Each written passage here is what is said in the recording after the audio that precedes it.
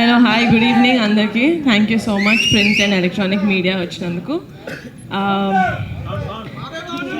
Super, వాళ్ళు బాగున్నారు కాబట్టి నేను ఇక్కడ బాగున్నాను.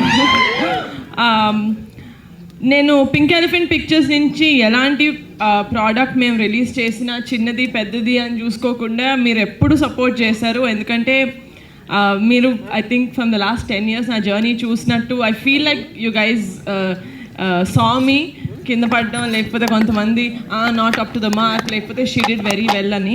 సో అది that's why I feel like your a family. నాకు ఈ థియేటర్ నిండినా చాలా హ్యాపీగా ఉండేది, నలుగురు వచ్చినా కూడా చాలా హ్యాపీగా ఉండేది. అట్లీస్ట్ ఆ నలుగురు హార్ట్ఫుల్గా చూసుంటారు మా రాకాస టీజర్.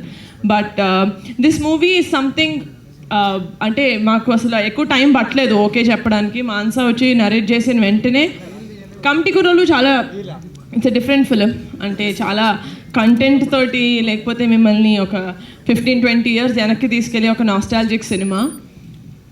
ఎప్పుడు ఒక ఫిలిం ఎంటర్టైనింగ్గా ఉండాలి అనేది నా కాన్సెప్ట్, లేకపోతే నా మోటో పింక్ ఎలిఫెంట్ పిక్చర్స్కి. అది ఒక రకమైన ఎంటర్టైన్మెంట్ అంటే రాకాస ఇంకో లెవెల్ అయిన entertainment.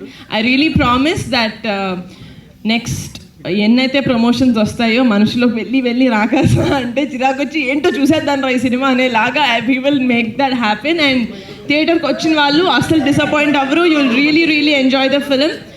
Thank you so much. See you all in the theatres on April 3rd.